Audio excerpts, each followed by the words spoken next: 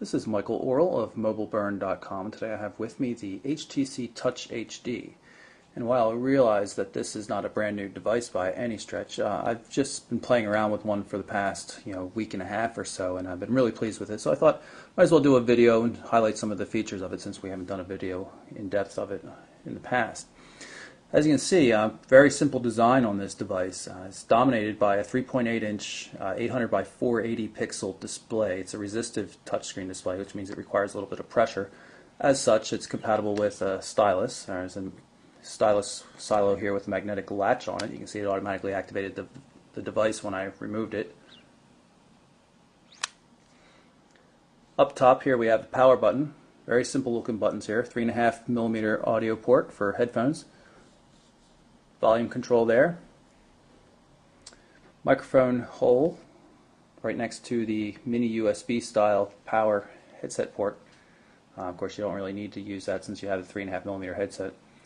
This device comes with a 3.2 megapixel autofocus camera. It's not the greatest camera in the world though. It's good in strong lighting outdoors and such like that, but it really needs a lot of light to get a good photo. We'll show you a little bit more about that in a little bit.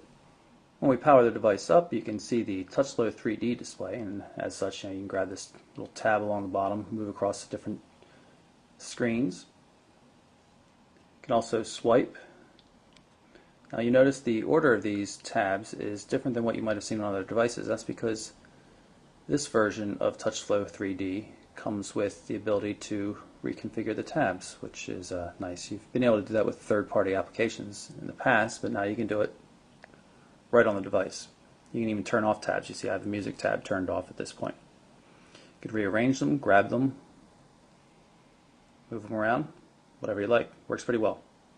If you look closely down here in the corner, you'll see the email indicator shows that I've got 2 new messages. Tap on that tab there. You can move through messages by using your thumb to move up and down. Switch accounts by tapping on the little icons there. Get to the inbox down here, and you can use swipe gestures to move from account to account. So now I'm in the Outlook email. You can of course use your thumb to scroll around. You can always use the scroll bar as well. Weather reports, just like we've seen in other devices,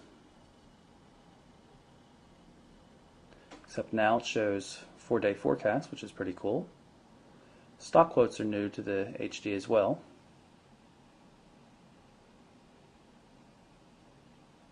And of course there's the people, so flip through your contacts and then you can immediately call them or send a message, call mobile, call home, send a message, or send an email. It's pretty cool.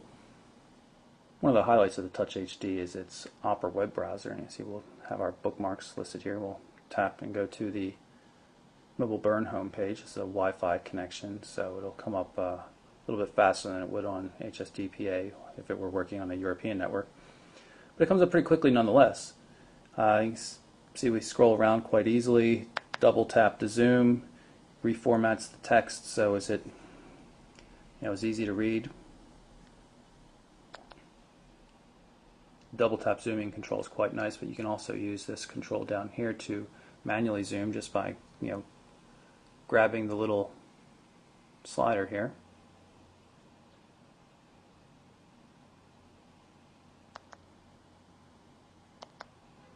Does a nice job with the formatting. You can see everything is laid in place pretty nicely. All the AJAX controls work. I wanted to point out that while the device doesn't allow you to use a QWERTY keyboard in a landscape mode in most applications like messaging where it would be useful, you can use it inside the browser since the browser allows for text input in both orientations. And you can see we have a pretty nice 3-row QWERTY keyboard here. It's a real shame that you can't use this in messaging. The device obviously supports it. There have been times when I've gotten into the landscape mode in messaging from backing out of Opera in landscape mode. It's not possible to do it by default just by tilting the device or switching modes. This is a text messaging window on the device, just so I can show you the on-screen QWERTY keyboard. You can see it's QWERTY in a portrait form. I find it pretty easy to use even though there's no haptic feedback. Easier to use one-handed, I would say, than with two hands, iPhone style. There are other text input methods as well. You can use traditional T9 kind of thing. Compact QWERTY is the hybrid, BlackBerry Shore type display, or type keyboard rather. You can see it also, supports T9 or not.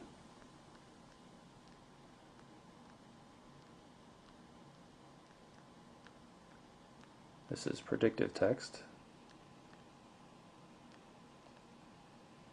This is the photo viewer on the Touch HD.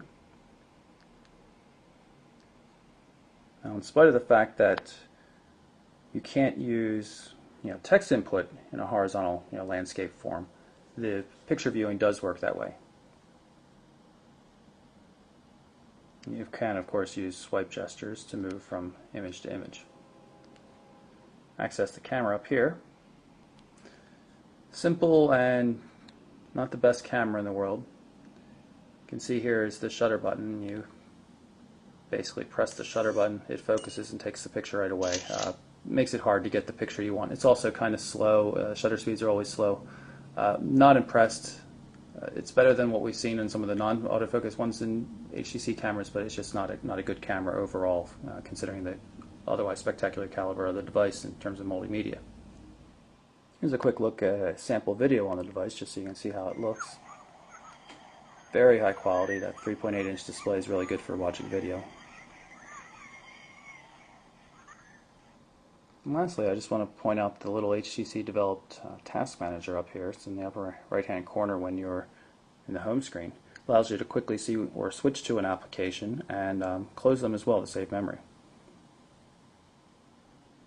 So there you have it. That's our quick look at the HTC Touch HD. Very nice slab touchscreen device with a 3.2 megapixel camera, a 3.8-inch 800 by 480 pixel display, and a real 3.5 millimeter headphone jack. It's got a lot of internal storage thanks to a micro SDHC card slot located under the battery cover. Really nice device. TouchFlow 3D works really well. Not much to complain about. You should check it out. I'm Michael Orrell from mobileburn.com.